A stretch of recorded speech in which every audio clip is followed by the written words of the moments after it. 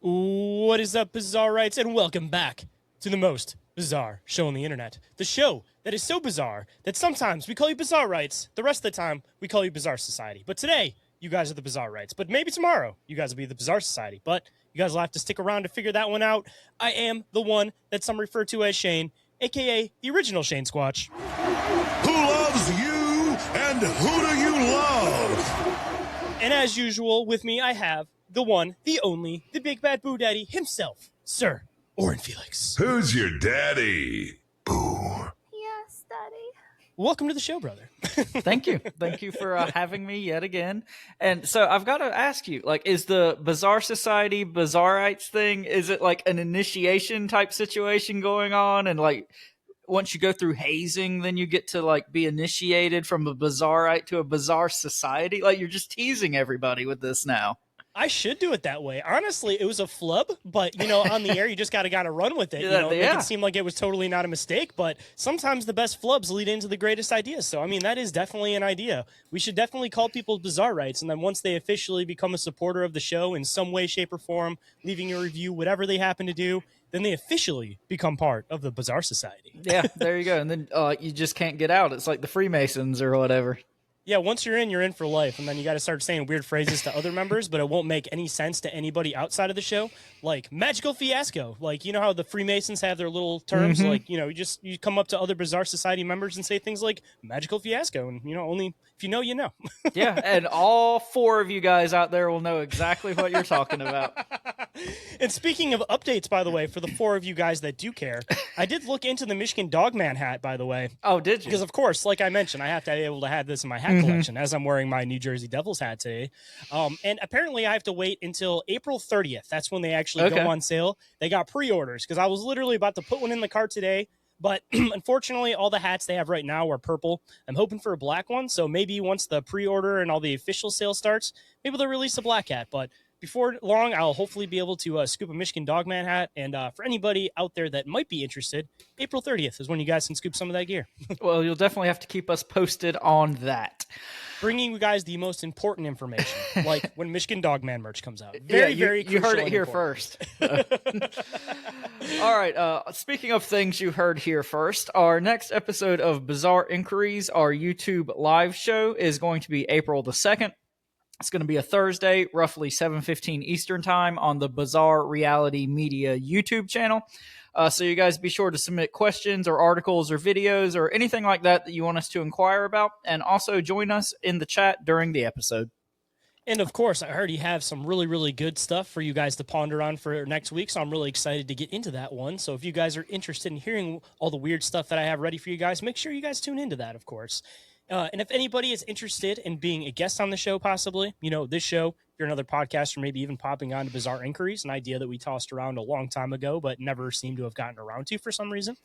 If you have a bizarre encounter or experience, or you guys would like to contact us for any other reason whatsoever, you guys can do so through email, which is bizarreencounters@outlook.com, or you guys could always call or text the Bizarre Reality Media hotline, and that number is 313-364-1551, and you guys can call or text that 24/7. And for any professional inquiries, you guys can email us at bizarrerealitymedia@outlook.com. And as always, all the shit we've mentioned is in the link tree in the show description. And hopping into what we got for today, I guess feels like it's been a little bit since we've covered something on the show. What was the last thing we covered, actually? It was... we did, like, the whole new chronology and Tartaria and all that stuff. We did that. It's probably been about a month ago. So, yeah, it's definitely time for another deep dive over here. And it seems like this is one that we haven't actually done in a little while because, of course, this show was built on the foundation of diving heavy into UFO stuff. So, of course, we have to bring people some of those classic episodes. So without further ado, Orin, why don't you let them know what we're getting into today? Because, of course, I think this will be one of the classics.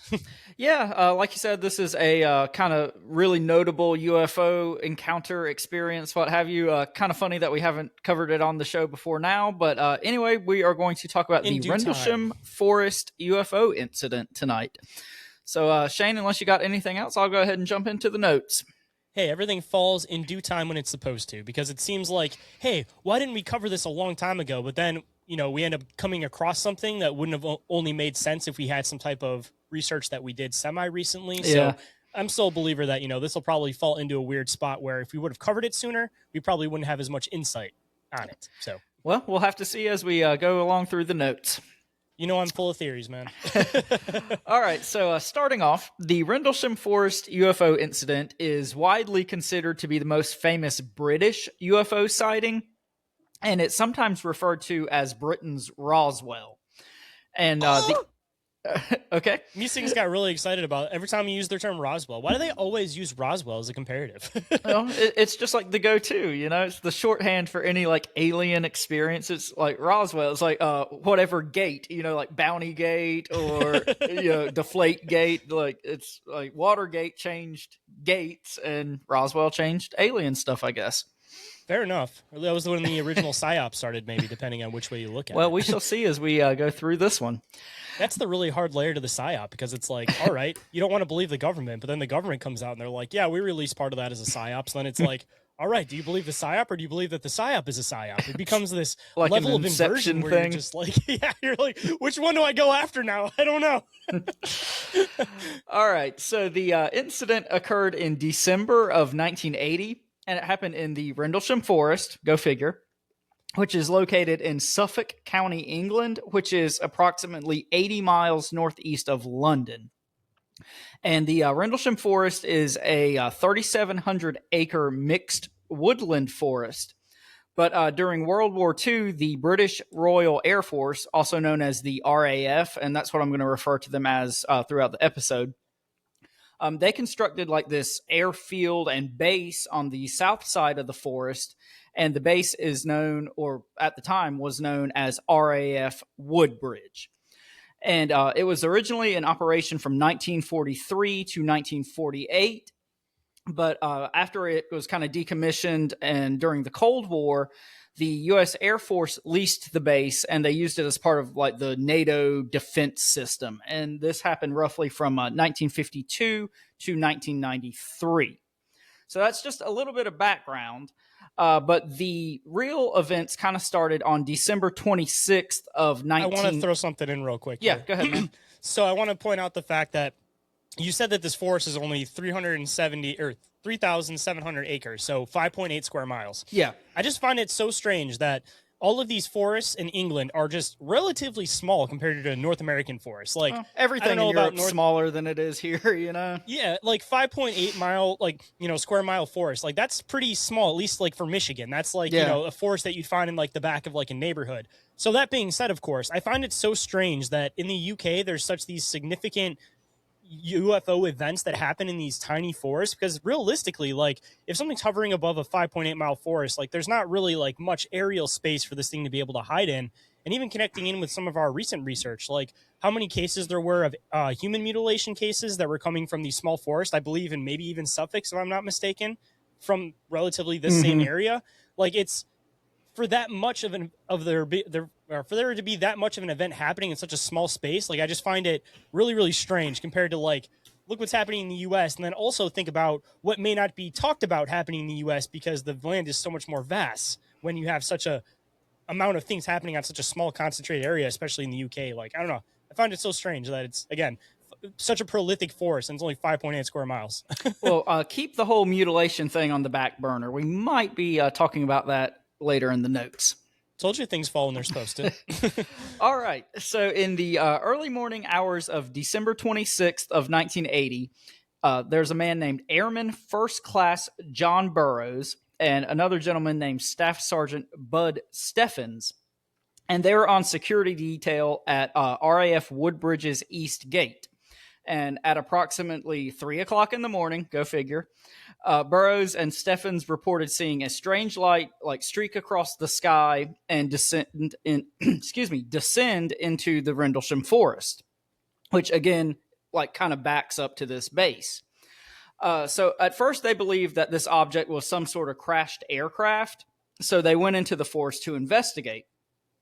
But when they arrived in the forest, they saw these strange multicolored lights glowing in the distance. And they said that they reminded them of Christmas lights, which I thought was kind of an interesting and oddly specific point. But they also reported feeling like an electrical charge in the air. And at this point, they were kind of like freaked out, and they returned to the East Gate and notified base security.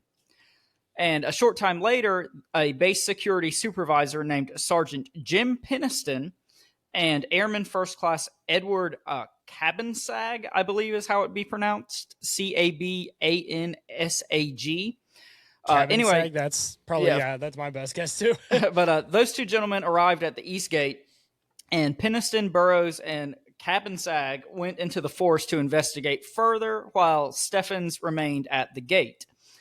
And as the men went deeper into the forest, they said that the electrical charge that was in the air kind of intensified, and they saw several groups of these small lights moving through the trees, which to me sounds a lot like orb type behavior. So eventually they said they came upon a metallic triangular shaped craft that had multicolored lights that seemed to, quote, be emitted from the surface of the material. So it's not like the lights were like, these bulbs on top of the craft. They were like fused within the body of the craft, which I thought was kind of interesting. That's not a tidbit I've ever heard in like UFO reports before. Kind of a weird thing to think about too is that type of technology isn't like for the 60s or for like obviously back in the day, of course that was strange technology, but like now that's essentially how like most lights are fixed is like within like screens or something like that. Like, I mean, they do a lot of cars now where like the front end is like solid and then like the lights are like built into like light bars or something. Yeah. So it's like a standard thing now, but again, reusing some of this UFO stuff, possibly, like advanced technology that we're starting to see years later, Well, what do we always say about like whatever we know we've got is 50 years behind what actually exists, and this was in 1980, so that would be kind of the right timeline for all that. It reminds me of that technology that was around in the early like 2000s where you had the numbers on your door and you could like boop boop boop boop boop and get the door to unlock. Yeah, definitely. All right, so jumping back in, the craft was approximately 9 feet on each side and 6 feet high. So this wasn't like a huge craft. And they said that its surface was covered with strange symbols, which sounds to me kind of like the Kecksburg UFO that we talked about not so long ago. And they said that it also had this tripod-like landing gear. And keep that point in mind, we're going to come back to that one. So as they were looking at this craft, Jim Peniston began taking photographs of it, and then it like suddenly just took off vertically and flew away out of the forest.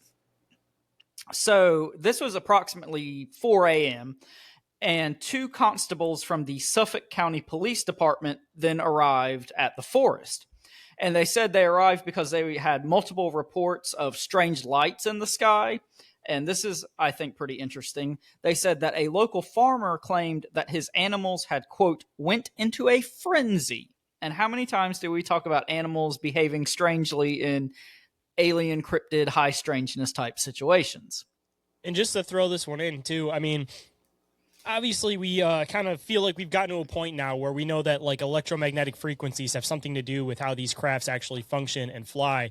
And when you actually get into the whole idea about like what type of effect that has on animals, like I don't know if you've ever seen those videos about when they get into these like weird spots where like the magnetic fields start to change, you'll have birds that'll basically just spin around in circles. Yeah. So basically they get so tired that they can't fly anymore and they just pass out and basically die on the ground. Like animals use these magnetic frequencies that are in the air to be able to like navigate, to know where things are. Like that's how birds migrate and everything like that. So, us as people, we've broken away from this because we don't rely on these things that I think are just like natural things that we're supposed to be in tune with. But, animals, they pick up on that.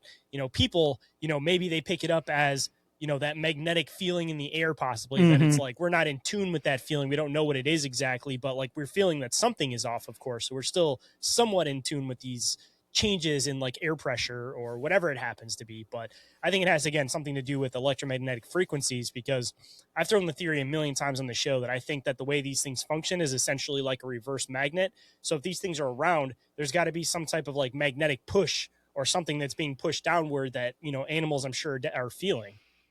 Yeah. I mean, if we know for a fact that animals can sense, thunderstorms and hurricanes and things like that, why would we think that they wouldn't be extra sensitive to, these foreign exotic materials and technology and, things disrupting airwaves and magnetism and things like that. So, I mean, I think that's a really interesting point.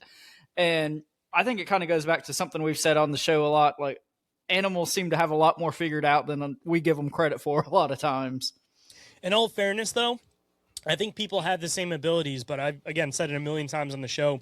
We've developed so much into relying on technology that we've lost the ability to have these natural abilities. Like, prime example, knowing when it's going to rain. You have those people that have arthritis, for example, and they're just like, oh, I know it's going to rain because my knees hurt. Like, I think that if people actually paid attention, they weren't distracted by technology to little things like that, and it was more of a necessity, then we, again, would be more in tune with these things and pick up on these things before they happen. But, even on the flip side, we got 5G towers, we got Wi-Fi frequencies that are always going through us. We got all this type of stuff. There's all this stuff that's being broadcasted back and forth in the air at this point that I feel like humans have just become desensitized to these like changes in the air, except for maybe when you're out in the middle of nowhere. But even when you're out in the middle of nowhere, man, you still pick up on like cell phone signals and different things. So there's still different frequencies and different energies that are getting pushed back and forth on you still. So, I mean, like, again, I feel like people have just lost these abilities because they just aren't sitting in it and becoming attuned with it. We're just relying on technology. Like, who's going to say, oh, I'm going to wait for my knee to hurt so I know it's going to rain, when most people just go on their smartphone and go, oh, it's going to rain in 2 days. Okay, boom, go about my day. Well, who knows what shit all that's doing to our body, but anyway, that's another rabbit hole. And I mean, pulling people away from the ability to do things naturally. I mean, that's like a whole conspiracy with the whole thing with farming, where everybody's a farmer. Then all of a sudden they step by step make it so that people don't know how to do that anymore. Like, it's kind of the same thing. If you're trying to make millions of dollars off of technology, you get people to a point where they're so reliant on technology, they don't know a world without it. And then, you can basically just charge whatever you want for it. And people are just like, how do I function without having Netflix or the internet or without this? Like, how do I connect with people? How do I do things? Like, you essentially make them junkies, Yeah. All right. So jumping back in. Random rant. My apologies. These two Suffolk County Police Department constables, when they arrived in the forest, they claimed that they found nothing out of the ordinary. And at 5 o'clock a.m., all of the military personnel and the law enforcement officers left the forest. However, later that morning, base security personnel returned to the forest, like in the daylight hours, to kind of reinvestigate and see if they could find anything else. And when they went back during daylight, they're able to see burn marks like on the ground and on the trees, which sounds kind of like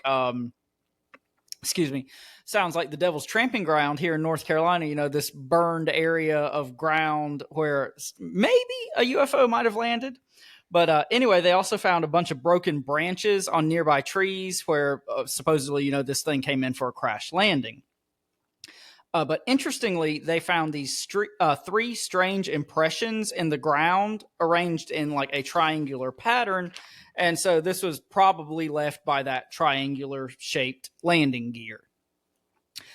So at approximately 10:30 that morning, the police constables came back because the base personnel wanted to show them what they had found as far as the burn marks and the trees and the impressions in the ground. And when the constables kind of, took a look at all this and investigated the scene, they concluded that the holes left in the ground were most likely rabbit diggings, which is like right up there with Kentucky meat shower shit. Brother. Yeah, All right, you want to do an ad break? Yep, I'm going to cut it right where it went. Brother. All right. So what we just talked about, that situation occurred on December the 26th. And 2 nights later, on December the 28th, another bizarre encounter occred. See what I did there? Oh, it's kind of like in the movies when they say the name of the movie. Yeah. Every single time you hear it, you gotta, oh. Feel like, what's that meme? Leonardo DiCaprio where he's sitting up doing the... Oh, yeah, from Once Upon a Time. Yeah. So at approximately midnight on December 28th, AFC Gregory Battram and 3 other men were on security detail at RAF Woodbridge's East Gate. So the same place where the guys were stationed 2 nights before. And these men claimed that they, again, saw a bright light suddenly appear in the sky and then come to a landing in the Rendlesham Forest. And these guys could see this like glowing light in the distance. So they went into the forest to investigate. And as they ventured deeper into the forest, they reported experiencing that same type of electrical charge in the air. And they also reported seeing strange multicolored lights that were, quote, coming from a round patch of haze. And I think that's kind of interesting. It kind of reminded me of in the Flatwoods story where, this thing shot this mist and there were these kind of sparkling lights and whatnot. So, just kind of some little connections there with other things we've talked about on the show. Kind of reminds me slightly a little bit maybe of like Cisco Grove, if you remember, that there was like the mist that would like knock the guy out. For sure. And also mixing in with like the robot thing where they did that arc thing with their chest where it was like sparking and everything. Like, I don't know. We've talked about this a million times on the show, trying to like create these like trademarks of like possible like human interference abduction events. And it seems like that might be one of like the trademarks, is that the technology seems to have these like glitches or like malfunctions, because it seems like with a lot of these like standard UFO cases, everything, you never really hear about like malfunctions with the technology, but as soon as there's ones where the government's heavily involved, there's all these like weird malfunctions with the technology. So I'm almost kind of wondering if, maybe you could use some of these as somewhat of like trademarks, like even like the burn marks and things like that. Like, I don't know. I feel like these ships are so advanced that the burn marks randomly seem like it might be trademarks of either one, people trying to recreate the technology, or on the flip side, I mean, jokingly, of course, because you see this in almost every single, alien sci-fi type thing. I'm sure that there's like rogue factions that aren't using the latest and greatest of the equipment either. So, there are probably some cases where some, smuggler type aliens eventually make it onto the surface of Earth and they're running some beater ships. But for the most part, my assumption is it's probably people trying to recreate the technology and it isn't quite worked out fully yet. Or make it look like what people think a UFO crash landing should look like. That too. Because, I mean, again, the hard part kind of falls in with, like, even going back to, like, the whole Roswell thing. It's like, yeah, there is all this weird PSYOP stuff with it. But on the other side, there's also, like, the Jack Parsons connections with it. And when you start connecting into, like, the occult aspect of things, then it's like, okay, crash landings, maybe they do seem like they could potentially be possible, because if these people are ripping, quote, holes in reality, say you're flying a ship in your other alien universe and all of a sudden there's a hole that gets ripped into reality and you're somewhere else, like, what not a perfect scenario for there to be a crash landing when you all of a sudden don't know where the fuck you're flying anymore. Yeah.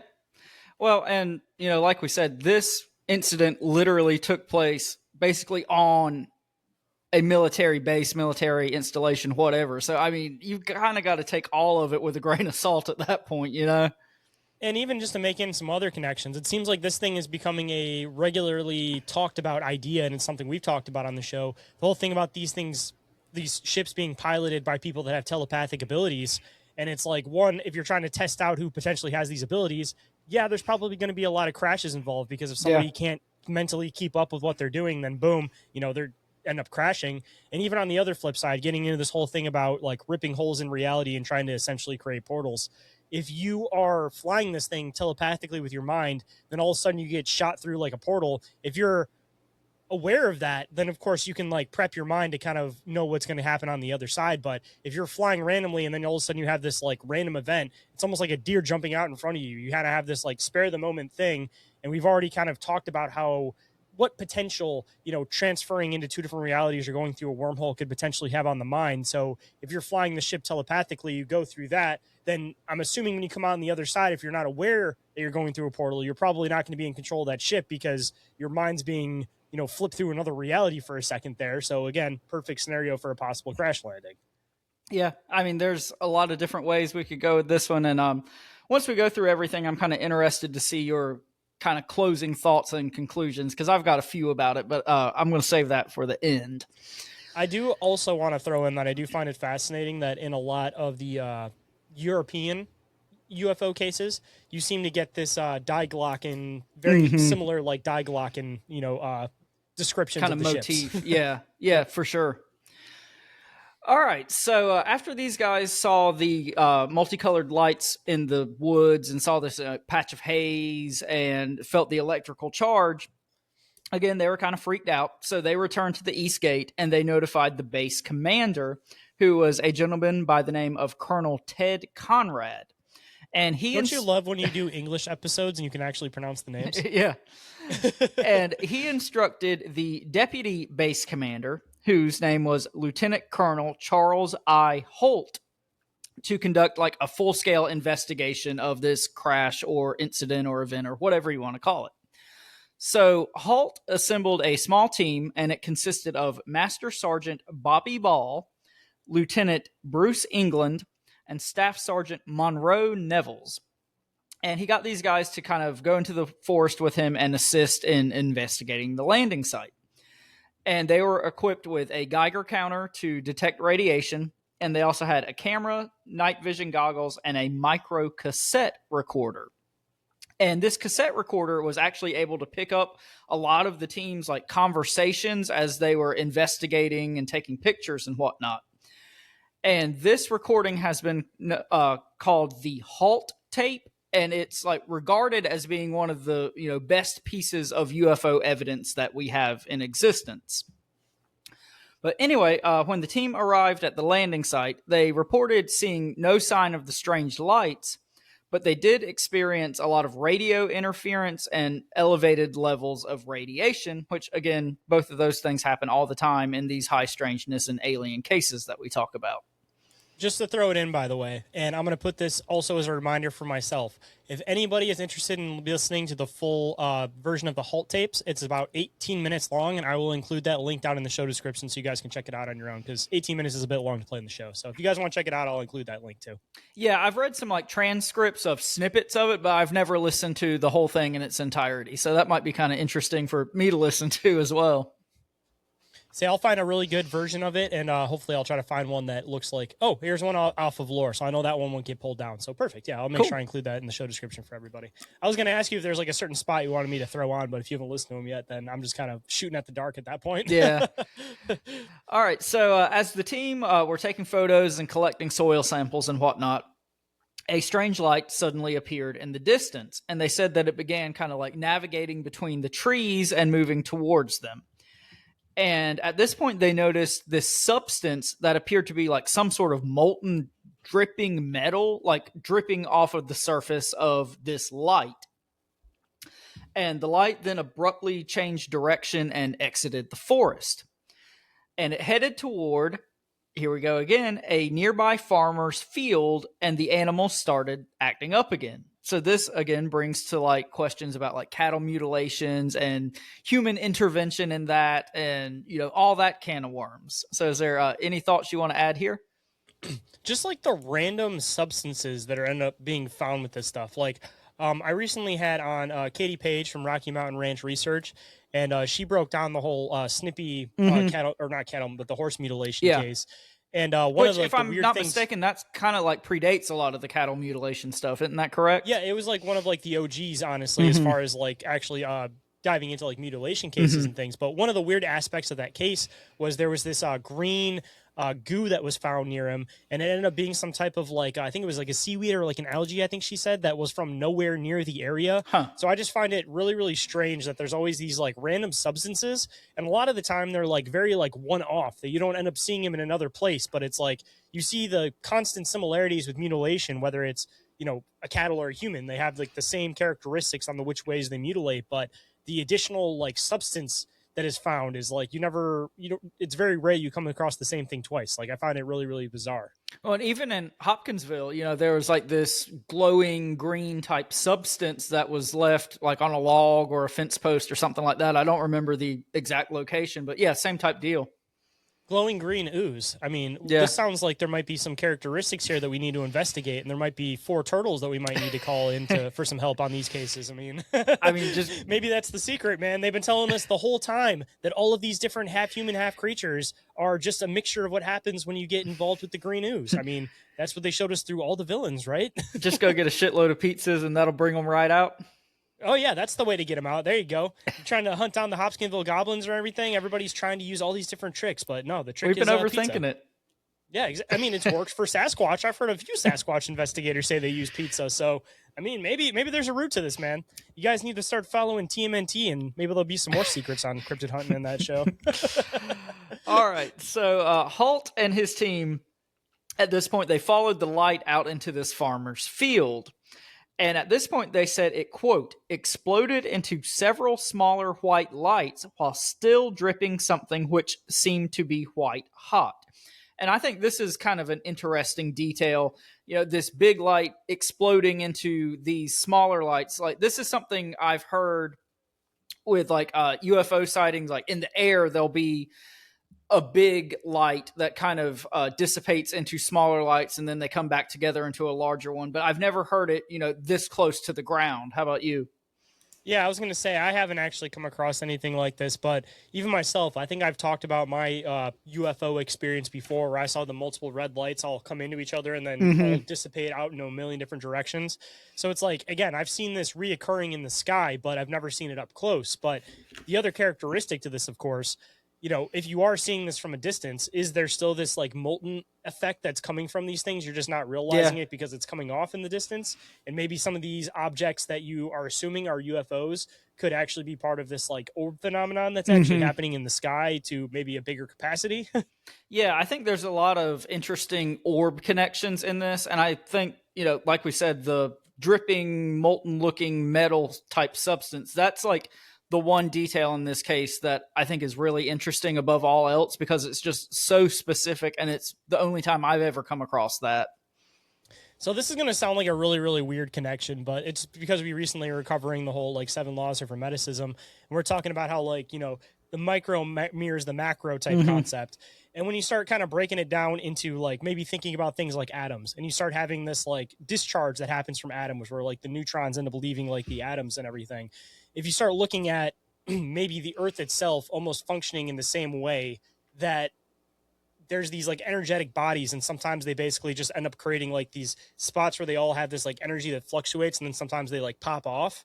Like, kind of a weird thing to think about, but could it be something that's essentially functioning the same way, that there's this like displacement of energy, and when there's this displacement of energy, it has to correct itself so it jumps off. And the point I'm trying to get to here is the orb phenomenon being part of all of the phenomenon. Yeah. Is it not necessarily that it is the phenomenon, but it's a cause that happens because of the phenomenon? Because when we talk about the phenomenon, it tends to get into these whole ideas again of portals, other dimensions, all this type of stuff. So if we're looking at that, and we're looking at that energy displacement that's happening during those events when something's coming through from one place into the other, is it creating this like, again, like discharge? And sometimes it has to like break itself off, and that's essentially what we're experiencing with these orbs. Again, isn't the phenomenon itself, but an effect that happens because of the phenomenon happening. Yeah, exactly. And that's why it's tied to almost every type of phenomenon. Yeah, I mean, we've talked repeatedly about like temperature changes and pressure changes with like high strangeness activity and orbs and portals and whatnot. So yeah, you could definitely be onto something there. Say long-winded explanation to get around to it, but I feel like there might be something there. Yeah. All right. So after this, one light exploded into all these smaller lights, the smaller lights momentarily disappeared. And at this point, the team began like searching the ground to see if they could find any residue from this dripping molten metallic substance, whatever it was. And as they were searching, a large single light then reappeared in the sky, and it took off toward the base. And when this light reached the base, it stopped and hovered above a bunker that housed nuclear weapons. And then everybody get a weapon! And then it shot this like concentrated beam of light out of like the main light, and it illuminated this bunker. And we all know about like, all the connections between UFOs and nuclear installations and things of that nature. So a lot to unpack there. Talk about horrifying, though, that this is back in the 80s before people really started like documenting that, like, oh yeah, this is really what they do. Because for a while, I mean, they're trying to keep this information pretty secret, and it seemed like it wasn't until the 90s that some of this stuff started becoming semi-common knowledge about, the connection with like UFOs being connected with like nuclear bases and things. So can you imagine, again, you had these weird experiences happening with these orbs that are going back and forth into the woods, and then this was the height of the Cold War. No context. This thing comes over the military base again. Yeah, during the Cold War, you're just like, we are all going to die right now. And then they just boop deactivate, and you're just like, well, that could have went way worse. Yeah, so, nothing way worse happened. This light, kind of beamed down on this bunker, and then it suddenly like disappeared and flew away. And at this point, it was like 4 a.m. in the morning. So Charles HALT and his team returned back to the base. See, and again, just something to think about as people. I know that there's a lot of different conspiracy theories on whether or not nuclear bombs actually exist. I know there's a lot of people that get into the whole like dirty bomb theory that we've never actually learned how to like theoretically split like an atom. But theoretically, if that science is true, whatever the conspiracies you believe about it, it's such a crazy concept to think that you're taking like one of the smallest things that we know about and splitting it to create this giant blast. And you're going to assume that that's not going to have repercussions in other places, especially considering that most of the guys that were doing this were diving into the occult and everything. Yeah. Like the fact that ever since we started messing with that technology, that we just get everything shut off just proves that like that is something that will affect things in other layers of reality. Like I feel like on the flip side, you know, if the society gets to a point where they use it properly in the aspect of using it for maybe like infinite power, for example, but not using it for any means of destruction, then maybe it'll be one day that these things stop turning our shit off. But, you know, until we stop learning or until we learn to stop blowing each other up, man, like that's some real dangerous technology that could affect other layers of reality. Because I mean, even getting into the whole strings theory concept, you know, if there ends up being a rip or a fragment that happens on one of those strings, it ends up weakening every other fabric of the string around it. So, I mean, you got to start kind of looking at it that way too. Like that's just a far out there concept that I don't think people really fully understand, like the gravity of what they're explaining that they're doing here. Not to mention the fact that, you know, the U.S. is the only place that supposedly dropped this thing on 2 cities full of civilians. So Yeah, I mean, it kind of gets back to the whole like benevolent space brothers thing where, you know, you guys are destroying your planet and destroying each other and, you know, take better care of each other. And, you know, we don't need to go into the hundreds or thousands of examples of, you know, these connections between UFOs and military bases and nuclear situations. And, you know, the fact that basically once we started fucking around with nuclear shit, that's when, you know, the big UFO boom happened in the 40s. So, I mean, yeah, just a lot to unpack there. something else kind of weird to think about too.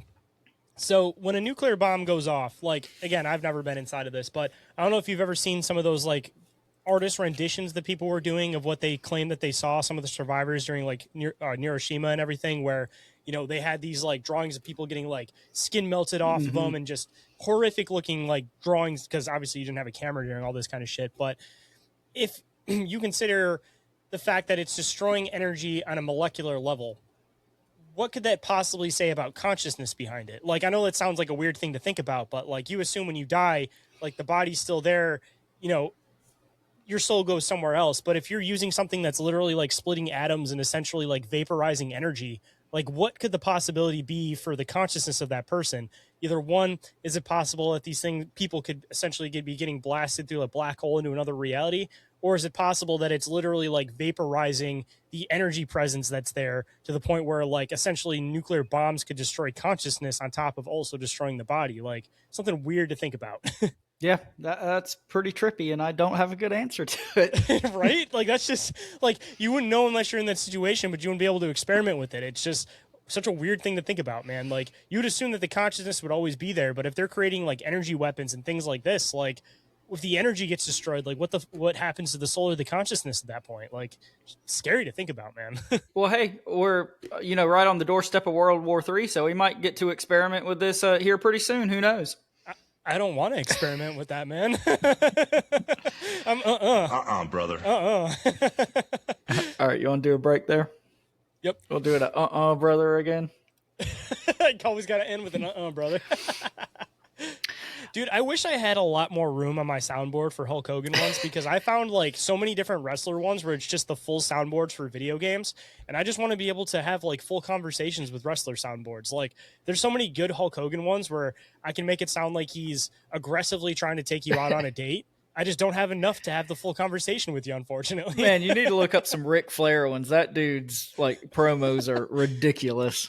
Dude, I literally have one on the roster of a Ric Flair woo that I was going to use at some point, because I'm trying to find more of these random sound effects because they're really fun just to, you know, pop into random spots. They're like desk pops. Well, I'm all about using the Ric Flair ones. So, woo! All right, you ready to hop back in? Yep, let's hop in. All right, so that kind of covers the two main encounters in this UFO incident. So kind of jumping toward the aftermath and, you know, what happened after these guys experienced this strange stuff in the woods. Lieutenant Colonel HALT was instructed to like question and interview the primary witnesses. And this included like Jim Penniston and Burroughs and all the other guys. And they wanted him to compile a complete report. And this report became known as the HALT memo. And according to Penniston, during his interview, he was subjected to like these really strange interrogation tactics. And he's even claimed that he was administered some sort of like truth serum drug. So, take that with a grain of salt. But he said do you remember offhand what they were experimenting as truth serum? I want to say it's LSD, but I feel like they had some other different. I mean, it was probably LSD. This isn't that long after MK Ultra and all that shit. I think that was the original intention, but I think they may have had some other different formula, but it ends up being something else that's like a commonly known drug. But I'm going to look it up. You can continue on. I'm kind of curious here now. All right, so after Jim Penniston's interview, he said that it was suggested, quote unquote, that he like heavily edit his account of what he experienced and the incident, and to not divulge any information about what he had seen. So that's kind of just straight out of the Men in Black playbook there. But following the completion of this HALT memo, the report was sent to the British Ministry of Defense for them to review. And allegedly, the Ministry of Defense said that, this incident posed no threat to national security or military installations and whatnot. So no further action was taken on their part. So they basically said, nothing to see here. But just to throw it in, by the way, the original truth serum, as they know it, of course, after trying LSD, they primarily used barbiturates such as sodium thiopental. THIOPENTAL. So just throw that one in there. I always want to make sure I do the follow-ups. But the more you know. The more you know. Because knowledge is power. All right. So in 2001, the British Ministry of Defense actually released all of their files pertaining to this incident. And it's been said that they mostly consisted of, quote, internal correspondences and responses to inquiries from the public. So again, they're basically coming out and saying nothing to see here. Doing an Epstein document dump for everybody. Yeah. They're just like, and here's the stuff, but we're not going to give you any important stuff. Exactly. So the Rendlesham Forest incident was really not that widely known until like 1983. And at that point, a group called the Citizens Against UFO Secrecy, or CALS, which is a great name for a UFO group, they submitted a Freedom of Information Act request. And my understanding is they were able to do this, even though this happened in England, because it was like a U.S. run military institution at the time. They were, able to submit this, Freedom of Information Act request through the U.S. government, and they got the actual HALT memo released to the public. And when it came back, it was like actually like not classified in any way at the time. And the memo was dated January 13th of 1981, so like 3 weeks after the events took place. And it was simply titled Unexplained Lights. And in the years since this HALT memo has been released to the public, Colonel HALT has like been more public about his experience and gone on interviews and shows and things like that.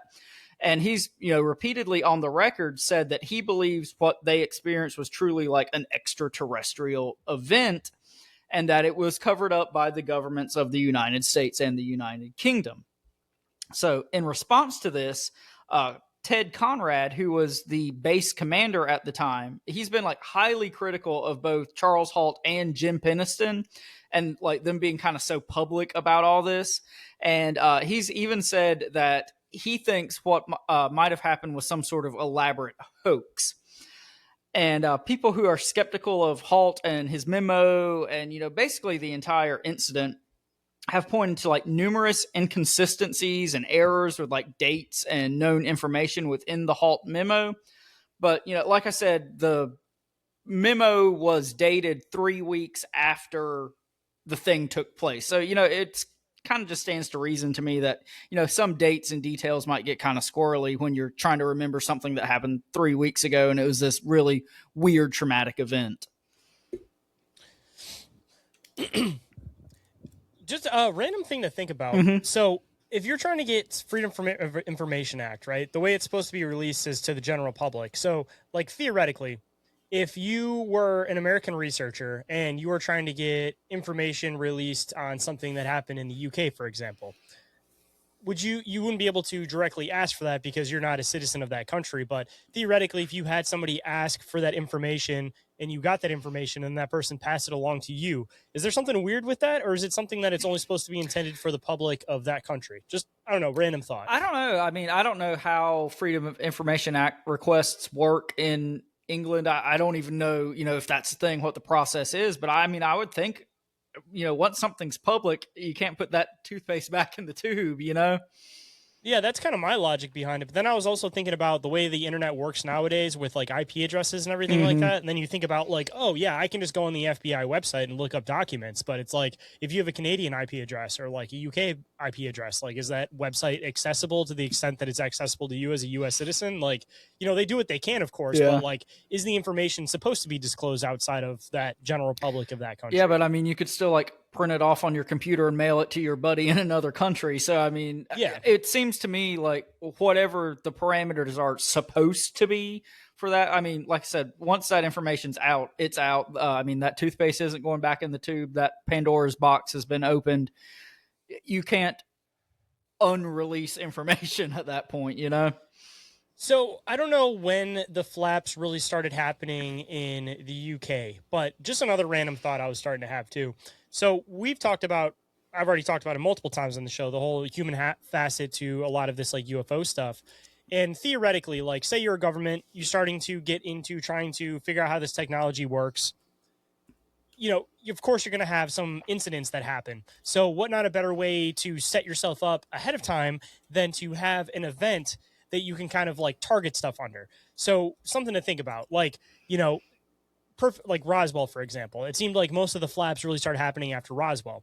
My thought is, were they possibly starting to work on this technology? They said, all right, we're at the point where we're going to have to start being able to test this stuff. So we're going to stage this big event. Then after this, anytime anybody sees anything, now it's going to be part of this whole UFO narrative. So going to what I was trying to say in the UK, I don't know when like the whole like UFO narrative started where people really started seeing like UFOs like that in the UK. But ironically, if it really started happening after this, it just kind of makes you wonder if it's almost like a government's flag that they'll have this like big UFO event. And then after that, all of a sudden there's flaps of sightings. Like maybe they're staging the event themselves so that they have an excuse to be able to test this technology. And now everybody associates it with this one thing. But if they didn't stage this event, then they don't have any hood to put this stuff under, and people are going to speculate more than they want them to. It's like a way of controlling the narrative that people are already putting it under this category now because you've set up that narrative. I'm going to save a lot of my thoughts on things of that nature to the end when we do conclusions. Just something to think about. All right. So also in the year 1983, information regarding the Rendlesham Forest UFO incident was leaked to a British tabloid called News of the World. And I believe we've talked about this particular tabloid on the show before. But I'm going to assume that any publication that has the word world in the title, probably take with a grain of salt. Yeah, pretty much. And the source of this leak was a man named Larry Warren. And he claimed that he was a former security officer at RAF Woodbridge. And he claimed that he was actually an eyewitness to the second incident, which happened on December 28th. And he said that, not only did they see this extraterrestrial craft, but they also saw extraterrestrial beings. And, this whole thing was covered up by the U.S. government and the British government. But it should be noted that none of the established eyewitnesses who pretty much we know were there, they can't vouch for this guy being there on the night in question. So, like you said, take this entire guy's story with a grain of salt. I think he's full of shit, but that's just me. Dude, this is the annoying part when it comes to a lot of these old cases is that, I mean, you see it now and people don't want to believe it now. I mean, depending on who you are, I guess, but especially with a lot of this old stuff, it's like you have the original case, but then all of these different news places try to get into it, trying to get their 2 cents in, and then it starts to dilute the fuck out of the story. Like the whole little green men concept coming from the Hopkinsville goblins, and now that being used as the general facet for aliens when everybody's described them as grays from the beginning of time. Like, it's unfortunate that the news media takes away some of the validity of the topic in general. Like, just to throw this one in there, dude, I was thinking about this with the Sasquatch community, that it seems like a lot of the guys that are in the Sasquatch community, like prime example, the stuff that's happening in Ohio, everybody wants to get involved. Everybody wants to put their 2 cents in, but then it's like you go on the mainstream news and you think you're getting your moment in the spotlight, but they're making it this like story that they're like making fun of you, even though you're like trying to do it like serious. So it's like the news media is constantly spinning all this stuff to just kind of make it like a laughing stock. So it's just like unfortunate that they now, almost every one of these old stories has some facet that's now included because of somebody in the media, but it's like you can't take it for more than a grain of salt because they just make all this shit into a joke. Like it sucks. Yeah, I mean, we've talked about that sort of thing on the show, time and time again, how basically, even going back like hundreds of years, the newspapers would, print this like really jokey tongue-in-cheek story about this like actual thing that happened. And then, like you said, it just kind of discredits anything that might have happened and really muddies the water. And it makes the actual researchers look like assholes because then they come in and they're just like, all right, this is the situation. This is what we're dealing with, blah, blah, blah. And they're being very serious about the situation. And then they don't get to see the flip side in the news studio that they're just like, oh, everybody's scared of that little monster in the woods, Bigfoot. This guy takes it a little bit too seriously. And then all of a sudden the guy's like, yeah, we have Bigfoot. These are normal situations. Like, it sucks. You're trying to take the situation seriously as like an actual investigator, but the journalists spin it into something that you were never intending in the first place. Well, I think that's all a really good segue into our thoughts and theories section. Perfect. So kind of the most widely accepted explanation for the whole Rendlesham Forest incident is that these eyewitnesses just, simply misinterpreted multiple rationally explainable occurrences and kind of like combined them and confabulated them in their minds to create this like really fantastical situation. And this, I guess I'll call it a theory. It's not really a theory, but this explanation, I guess, kind of reminds me of like Hopkinsville and Flatwoods when everybody's like, well, it was a meteor and then it was an owl and then it was this other thing and then it was this other thing. And, I've said sometimes things just happen in a perfect sequence of events, like it's totally explainable and common things that happen in this crazy scenario. But aliens, I know it sounds a lot more simple than what we're explaining, but that's not it. Well, like I said, that's too far. At some point it takes more faith to believe that this thing happened, then this thing happened, then this thing happened, than it does to be like, oh, maybe just something kind of weird happened. But just in the general consensus of the universe, man, like, people want to be like, oh, are there aliens out there? Like, that isn't even a question to me at this point. It's like, dude, do you understand like how vast the universe is? Like, we don't understand where it ends. Like, there's a lot more possibility to me that there's life out there than there's not life out there. Like, it's not even like a question to me whether or not there's aliens. Like, it's just a matter of like, where the fuck are they out there? Because even the people that are like, oh, we've explored more of space than we have the ocean. It's like, how the fuck do you even know where the end of space is to even be able to say a number of like, yeah, we've explored more of space? Like, you don't know where the end is. Like, anybody that's just like, yeah, aliens don't exist because we haven't found them yet. Like, bro, we've probably looked at like a grain of salt on a beach or on a speck of sand on a beach as far as like the galaxy goes. And you want to tell me, yep, there's no fucking aliens out there. Like, it just sounds crazy to me. Nothing to see here. Say, yeah, aliens don't exist. Like, that sounds more irrational than just saying, yeah, they're probably out there somewhere. Yeah, there's probably something weird out there. But jumping back in, so it's been theorized that these, strange lights that these guys saw landing in the forest, it was actually a meteor. And go figure, a meteor. And on December 26th, there was actually like meteor reports across like southern England. But, this gets back to kind of a chicken and the egg situation that we talk about a lot with this sort of thing. Could these could these meteor reports like actually have been the UFO that people were seeing and reporting?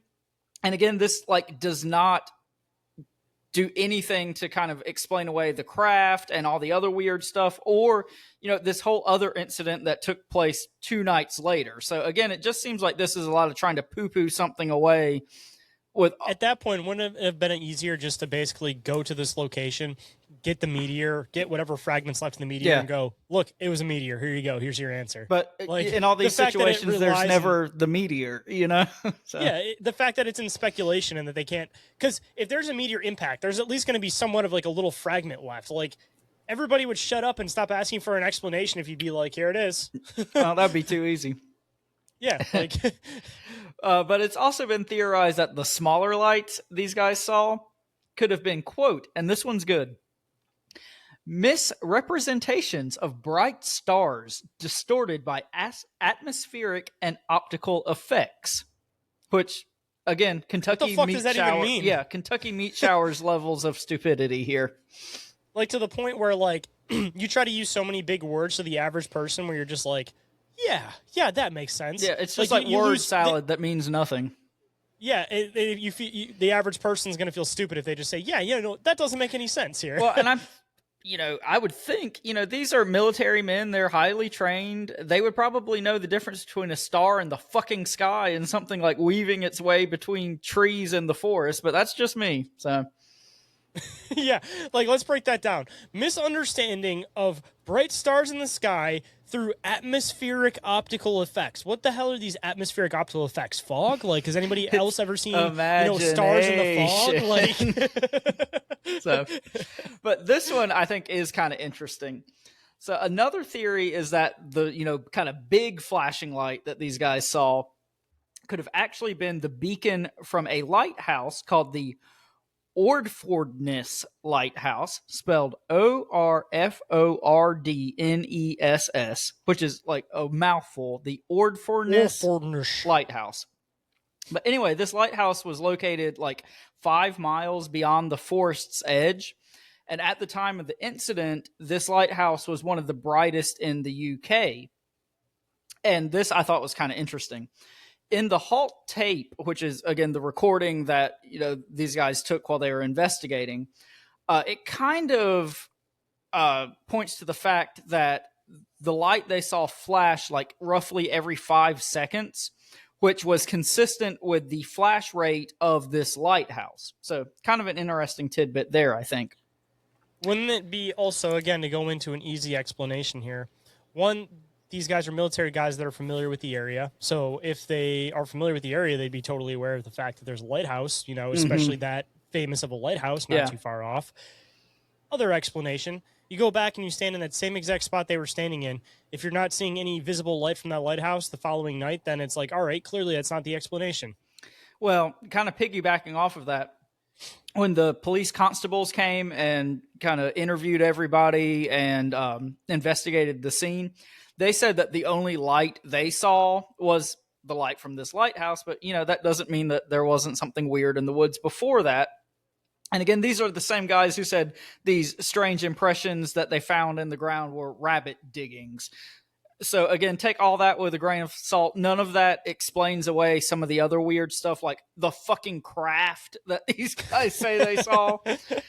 But, that kind of, because meteors land and then they take back off, just so everybody knows. Yeah. It's totally common. We see that all the time. That's in why these you reports. never find the meteors, is because they all leave the surface after. Yeah. So, like we touched on a little bit earlier, it's also been suggested that this whole thing could have just been this elaborate ruse and hoax. And years later, a retired U.S. security policeman named Kevin Condy claimed responsibility for the incident. And according to this dude, the strange lights that were seen in the forest were due to him, quote, driving around in a police vehicle whose lights had been modified. What the fuck does that even mean? Well, it's the dumbest thing I've ever heard. So supposedly this guy was a security policeman and he was just driving around the forest near this military base and nobody, knew this was going on and nobody stopped him. That's asinine. There's just no way that happened. You know what I really just don't understand is, okay, so there's this new film coming out about the Patterson-Gimlin film where these people are claiming that they can basically prove that it was all staged, it was all a false film after years of debate, blah, blah, blah, blah, blah, blah, blah. Why is it that people want to put their name on destroying some type of folklore? You know what I mean? Like, if you have good solid evidence and you mean it with the truest of heart of all right, I'm researching Sasquatch, this film is false, let's go investigate somewhere else, then that makes sense. But the people who just kind of pop in out of nowhere and they're just yep, I was wearing the suit, or yep, I had modified police lights. It's just what reason do you have to do this? I mean, and the other explanation possibly comes in of, could it possibly be that they had some type of incentive to possibly throw in these explanations to start trying to control the narrative or to throw the narrative off somewhere? Because it seems like as soon as the community starts kind of coming together on something, all of a sudden one of these classic cases will have somebody that comes out and tries to throw a wrench in it. Like, it almost kind of seems like, if the conspiracy community starts teaming up too much, they got to throw something back in to make people argue here and there. It's like the same narrative you see anywhere else.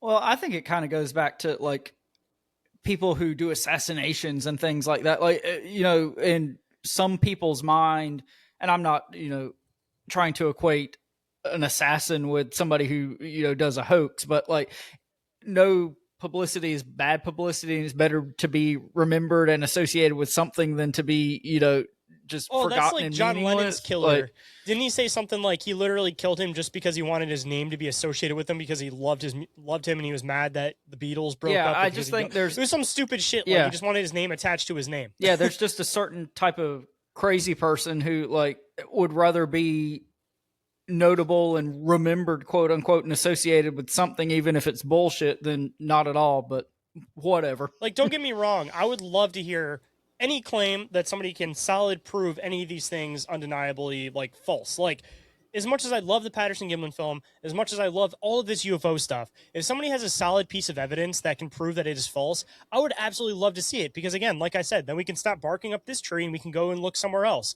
But the people that throw in stuff like this, like, all right, these guys are seeing lights in the sky, and then he's like, yep, it was me driving around a police car. It's just like, it sounds so fucking ridiculous that it's just like, what? Yeah. Like, again, I'm not even just saying that because, I'm one of those people that just doesn't want any of this stuff to be proved false. Like, I would love to, again, see some of this stuff proved false so that we can go and look in the right direction. But like this claim is just outright ridiculous. Like, doesn't even make sense. Well, and kind of piggybacking off of that, there's like no evidence to back up any of this guy's claims. And again, it doesn't explain any of the other strange stuff that people witnessed, the craft, the lights coming down out of the sky, anything like that. I'm surprised he didn't follow up with, oh yeah, I also dug a couple random holes in the middle of the woods too. He probably didn't even know that the holes existed. Here's the shovel. But I think this one is kind of an interesting theory. And I'm going to kind of come back to this in conclusions, but it's also been suggested that it could have been some sort of Soviet spy satellite. And again, this is the height of the Cold War. This is a military installation. This is in Europe. So, I mean, it's a lot closer to Russia than, the United States would have been at this time. No evidence to support this, but I think this one's kind of interesting, and I might come back to this in conclusions. I have an out there theory that I don't know if anybody's actually suggested, but it could definitely be a possibility. So this was the 80s. I mean, it definitely seems during the Cold War, people were still experimenting with these continuations of like these MK Ultra type programs. They were still starting to do stuff with these psychedelics to try to see what they could potentially be possible with. I don't know what this base could potentially be known for, but on a maybe less out there possible theory, is it possible that the two soldiers or this particular group of soldiers may have been exposed to some type of Cold War psychedelic, psychotropic type weapon. And what they were seeing was the lighthouse, all of these different things, but they were under the influence of some type of other psychotropic drug.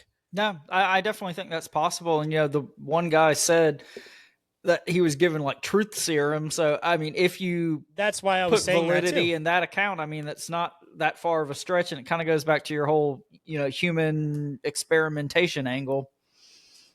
Like I said, there's things that line up with it, because then it totally makes sense with the whole idea of even the police car, even with the, like, with the lighthouse. I mean, obviously your perception of height and all that type of stuff has changed when you're on psychedelics, and who knows what potential subcategories of psychedelics the government could be messing with, which, like we've talked about a bunch of times, something that could be extremely intense but only lasts an hour, and when you come down from it you didn't even realize you were on it because it's like a clean come down, for example. Like, who knows what they could potentially be experimenting with. And on the flip side, for anybody that's not familiar with things like LSD, all you have to do is get in contact with your skin. It's not even like they'd have to go up and like drug these guys' drinks or do anything like that. It could have been something as simple as if somebody was experimenting with something on the base, they were wearing lab gloves, they walked out of that room or whatever they were working on, they may have touched a door handle. Now, 2 or 3 soldiers touched that door handle, and now they got exposed to whatever this thing was. Like, LSD literally transfers through the skin. That's how it was that was discovered that it was psychedelic, was just from skin contact. So, I mean, even without people doing it intentionally, like, it could definitely be possible just from the sake of contaminants from even like a door handle, for example. Yeah, I mean, like we said, when it comes to military shit, all limits are off. I mean, it could be anything at that point. So those are kind of some more of the, I'll call, down to earth explanations. As far as the more otherworldly explanations, a lot of these have basically just been popularized by the direct eyewitnesses. And most notably, Jim Peniston is the guy who's like really, really, really been responsible for, the popularization of this story. He's appeared on a ton of like TV shows and documentaries and podcasts. I know he's been on Ancient Aliens several times. Here's an idea. There you go. I've been waiting for that one, so perfect opportunity. But according to Jim Peniston, he says that the object that landed in the forest was, quote, a craft of unknown origin. And he claims that while they were like taking pictures in the woods, he actually touched this craft and he, quote, felt a type of energy and a set of numbers were downloaded to his brain. And brother. And after returning to the base, he said that he wrote these numbers down in a notebook and that he realized they were binary code, which, a series of ones and zeros used for like computer language, yada, yada, yada. And he shared this notebook and these drawings with a professional decoder. Sure, whatever. And that person determined that these numbers revealed, and are you ready? Strap in for this one. It's a doozy. Quote, the coordinates of a long-lost underwater city of advanced civilization similar to Atlantis called High Brazil. Sure. High Brazil. Whatever you say, Jim. It's not low Brazil, it's high Brazil. Yeah, he was probably high when he was talking about this Yeah, shit. because you're high when you thought about that one. Yep. Yeah. But again, should go without saying, but none of these claims have been corroborated or proven. Dude, I come across so much of this stuff researching the occult, and it's just like, okay, so there's so much of this that people will have these moments where they have visions and whatever, and they'll document all these visions down and they'll write it all down. And then all of a sudden it's like 10 years later, 20 years later, 30 years later, some cases 100 years later now. And people are looking at this and they're just like, yep, this is ancient text. And it's just like, no, this is somebody's dream rambling that people are now looking at as literal information. Now, I'm not going to take away validity that I do think that there might be some possibility to people being able to predict things, to see things, to channel things, but you got to consider the fact that there probably is a pretty good number of these texts that are just people's literal dream ramblings. Yeah, and I'm going to get into my thoughts about Jim Peniston and some of his claims and whatnot when we get into conclusions and whatnot. But yeah, you got to take all this shit with a grain of salt sometimes, because if I really wanted to believe that aliens were talking to me in my head and I sat in the dark for a while, I'd get to a point where aliens were talking to me in my head. I'm just saying. Yeah, you can convince yourself of anything, right? Mm-hmm. All right, you want to do a last ad break there? Yes, sir. All right, you good? Yep. Okay, so kind of jumping into miscellaneous and conclusions. Following the end of the Cold War, when, Rocky went over and fought Drago and we had world peace and the Cold War ended. No. You know what actually happened was those boys in that neighborhood, they fought off Russia. Oh. And then it all ended from there. The Wolverines, that little group over there, they're the reason why the Cold War ended. So it wasn't Rocky? That's not a documentary? No, it was the Wolverines, man. They tried to attack one city in Midwest the United States, and, them kids ran them out, man. It was done. It was over. No more Cold War. Done. Well, I'm glad we cleared that up. But anyway, so following the Cold War, RAF Woodbridge, the base, was deactivated. And since 2006, the site has been known as MOD, meaning Ministry of Defense Woodbridge. And it's been used as kind of like aircraft training grounds and military housing, but it's not like an active military installation. I know it's actually called the Ministry of Defense, but maybe it's just a generational thing. But every time I hear that, all I can think of is Austin Powers. What, MOD? Ministry of Defense. Every time I hear that terminology, all I can think of is Austin Powers. Maybe it's just a matter of like seeing that so many times on TV when I was a kid on Comedy Central, every single time you turn it on. But like, I don't know. Every time I hear Ministry of Defense, all I think of is Austin. Well, you gotta say it like Ministry. Ministry of Defense. Yep. Like, it doesn't even sound serious to me. Like FBI. It's like the most Harry Potter ass sounding thing you've ever heard. Yeah, like it sounds a little bit more serious and like hard tone, but Ministry of Defense. Everything's like, more whimsical over there, man. It sounds whimsical. Yeah. So the Rendlesham Forest itself is currently managed by the British Forestry Commission. Totally normal name. That one's not whimsical at all. And in 2005, they built this like walking trail in the forest, and they nicknamed it the UFO Trail, which I think is kind of funny. And a local artist was commissioned to paint this mural that now sits at like the end of the trail. And he said that the mural was based on, quote, sketches that purportedly represent some versions of the UFO claimed to have been seen at Rendlesham. So I think that's kind of cool. You know, it's the local community embracing the legend and all that kind of stuff, which we talk about all the time in these cases. And, you know, I love to see that. So even if they do stage these events, they get to a point where they're like, you know what? Just let the locals have it for tourist dollars. So, great segue. You know, with a lot of the stuff we talk about on the show, specifically the UFO incidents, you know, with a lot of them, I truly think that something kind of weird and bizarre happened. Like Kecksburg, you know, when we did that episode, but I did the research for that one, I came away thinking, yeah, something weird fucking happened here. Especially just like how fast it was, like every single step there was like an instant cover up with it. But with this whole Rendlesham thing, like I'm way more on the fence with this one. It seems like a lot of the individuals who are like responsible for popularizing it and like trying to, you know, get it out there in the public, like Jim Peniston and this Larry Warren and the Kevin Condy guy, you know, at best these guys are like unreliable, and at worst they're just like outright frauds and attention seekers.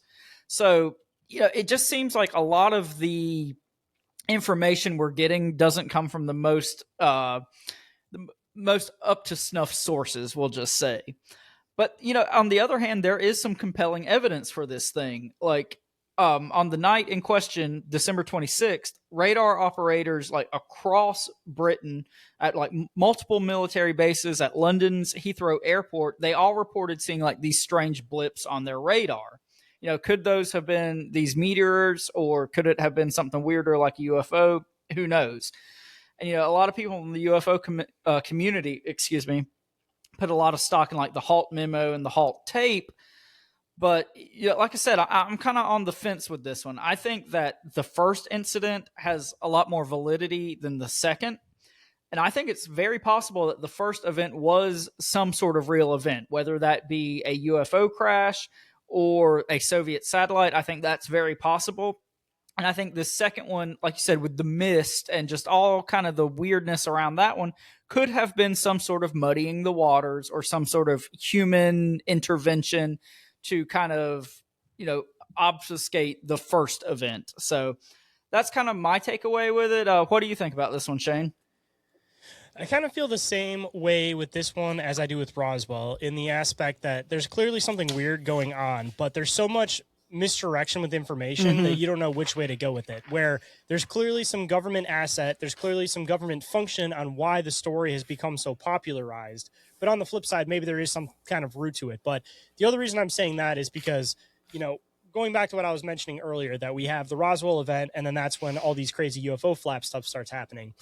Just for the sake of looking it up, I looked up when the UK stuff started happening with like the human mutilation cases, and it started happening in the 90s. So if this happened in the 80s, it seems like it kind of maybe laid that pathway down for it to possibly start leading into that type of stuff. But even on the other flip side of it too, you know, if they have these mutilation cases that are happening in the 90s, but they have this big UFO case that everybody focuses on that happened in the 80s, you know, I think this is one of those things where it's like, again, sleight of hand, misdirection, where you throw out all the information, then you muddy it so that everybody's so focused on this that they're not paying attention to these other things. Yeah. Because even getting into the whole human mutilation thing, like this has been something that's been fascinating me for a while now. And I've had a lot of UFO researchers on inquiries, and like, this is one of those weird topics, dude. Like I've had people like almost like try to completely dart out of it. Like UFO researchers do not want to talk about the topic of human mutilation. Like, considering that I feel like it's probably one of the most needed to be talked about parts of like this phenomenon on like what's happening, who's doing it, why is this happening? Like, why is it such like a touchy subject when it comes to even UFO researchers, that they just try to jump off this topic as quick as possible? And also another topic that a lot of UFO researchers like to jump off of is the aspect of the Mormons having all of these weird ties into the occult in places like Skinwalker Ranch and a lot of this like UFO research. Like there's another underfacet that I know I'm probably going to get myself into trouble somewhere, but there's something weird going on with the UFO community, and it's linked to the Mormons and human mutilation. Because why, again, do UFO researchers not even want to talk about this shit? Well, I mean, first off, the Mormons are basically alien UFO cult. Like that's Anyways, established. them in Scientology. That's not even like a harebrained conspiracy or anything. That's just the fucking case. But as far as the human mutilation thing, I totally think, obviously there are people who have ulterior motives and want to keep things under wraps and whatnot. But I also wonder if part of that is, at the end of the day, talking about aliens is fun. Talking about Bigfoot that scares is fun. people. Like when you start talking about human mutilations, there's no fun, happy explanation for that. Either it's fucking aliens coming down and doing it, and that makes, talking about aliens and researching aliens not quite as much fun. Or the scarier thought is this is the fucking government or people doing it, and that's way less fun. So, I mean, I wonder if there's just a little bit of that going on. It kind of, pierces the veil on all this, and it makes it not fun anymore, See, and like you'd normally want to go into the aspect of like, human trafficking, organ harvesting, all that type of stuff, because that would be like the typical like human need necessity for this stuff. But the fact that you have, again, the same things that are happening with cattle mutilation as you do human mutilation, with like there's certain skin that's removed, like there's clearly something that's happening that's intended for experimenting. And the harder part is like who's doing it. But either way, if it's extraterrestrials doing it, like I don't know. I feel like that's the facet of the phenomenon we need to focus on. But at the same time, though, I get that like it scares people. But like, again, the fact that that is so covered up, and from what we were talking about on the show, that the UK stuff, the only stuff that's released is the stuff that, the government kind of, I don't want to say let's get released, but the stuff that maybe was released before they really got a hold of it. But after the 90s, it seems like a lot of that stuff drops off because they had that particular group that started like focusing on trying to deal with these cases.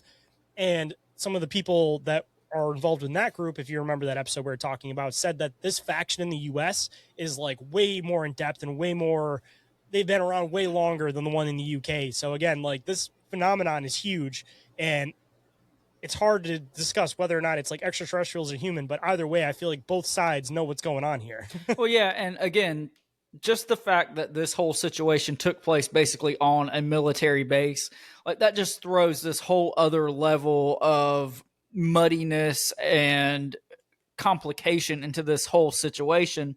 But, kind of piggybacking off the whole mutilation angle, I do think it's kind of funny that, we repeatedly talked about the fact that, this was right next to this farmer's field and all these animals were going crazy. So, is it possible that whatever this thing was, whether it be human or extraterrestrial, was, coming for these animals in the first place, and they kind of got derailed by these guys out in the woods? So, I mean, there's a lot of different angles you can go with this one. Like I said, normally I think it was an intentional misdirection case, though, just like Roswell, where like something happened, maybe something didn't happen, but it's one of those things that they don't want you to ever know. They want you to just speculate on it so that you'll focus over here because there's way other crazier shit happening elsewhere. But if everybody's always focused on this thing you'll never have an answer to, then it's really easy to control the narrative on that. Yeah, like I think this is a prime case of with that. a lot of things we talk about, or most things we talk about, I come away from the research in the episode like with at least what I believe about it. And with this one, it's just hard. Like I have no like set in stone real thoughts or opinions about this one. Like I said, I think it's much more likely that the incidents that happened on the first night were more legitimate, and whatever happened on the second night could have been just like a smoke screen or muddying the waters, or the government taking advantage of whatever happened on the first night. The flaps, like I always say. Exactly. You'll have the initial event that happens. Exactly. And the second night, third night, fourth night, you're like, all right, here's our opportunity. Fly all the ships, see what works, see what doesn't work. Every time there's a flap, we're going to take the opportunity to fly our shit afterwards. Yeah, so that's kind of where I fall on this one. I think there's enough legitimacy with the first event to say, something kind of weird happened, but there's a lot of weird shit, not in a good way, with the second night. And yeah, so that's where I fall on this one. I think this one, it was in a lot of ways a hard episode to put together because I was just very conflicted about how I felt about the whole thing. So, but yeah. I mean, could this potentially be one of the first cases that we've seen documented of screen memories? And the reason why it's so prolific, and maybe some of these cases are so prolific, is because there's like we've talked about in the occult, there's clues hidden within the details that the reason why they blow up these cases is because it's the first event of them actually successfully pulling something off. And maybe this is one of the first times that they successfully pulled off screen memory. So they made it part of the public motif so that the people that research this stuff from that occult level can go, okay, so this is our history of the first time we actually got this experiment to work. Yeah, like I said, I mean, just with it literally taking place on a government military base, like you just cannot overstate the possibility of some like government chicanery going on here with this one. And that's why, you know, it's so difficult. And nothing to take away from the credibility of the soldiers themselves, because I firmly believe that 99.9% of the time soldiers do not have a grasp of what's getting injected into them, what's happening to them. Like people want to point the finger at the soldiers just as much as they want to point the finger at the military, but they forget that the soldiers are literally your fucking neighbor that are just following orders that these higher ups are telling them to do. So it's like, you know, don't point your finger at them because they're just as much getting messed up by the situation as you are. Like with everything we say, it all comes down to, you know, the machine and, you know, the powers that be and who's actually pulling the strings. But the experiment's not going to work if the the patient's aware of it. So anyway, that's all I got on this one. You got anything else, Shane? Nope, that's pretty much my final thoughts on this one. It's kind of the same thing as Roswell, where I think it's like purposely intended to be misdirection, that something happened, but I know it sounds cliche, but this is going to be one of those ones that we never get answers to, but it's intentional that we never actually get solid answers to. No, I agree wholeheartedly. So if you guys are interested in supporting the show and all the hard work that goes on behind the scenes, Shane, what can they do? You guys can definitely consider going and checking out our Patreon. Recently updated, well, semi-recently, I guess now. It's been a few months now, to just one tier for $2.50 a month, because I know nobody wants more subscriptions than they need to have. $2.50, it's less than a can of pop for the month, so not too bad, and you guys can support our work in the process.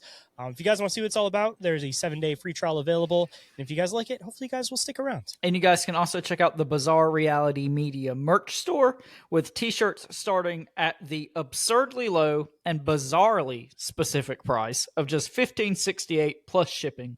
Oh boy. And I know times are tough out there, but if you guys would like to support our show in some other ways, one of the best ways that you guys can do that is by leaving a review or rating anywhere that you guys happen to find us or listen to us. And what's the general rule for that, Orin? 1 and 5 stars only. And with that, you guys will either get love or ridicule, depending on which way you want to spin it. But either way, we're going to have fun. So hopefully you'll have fun in the process too.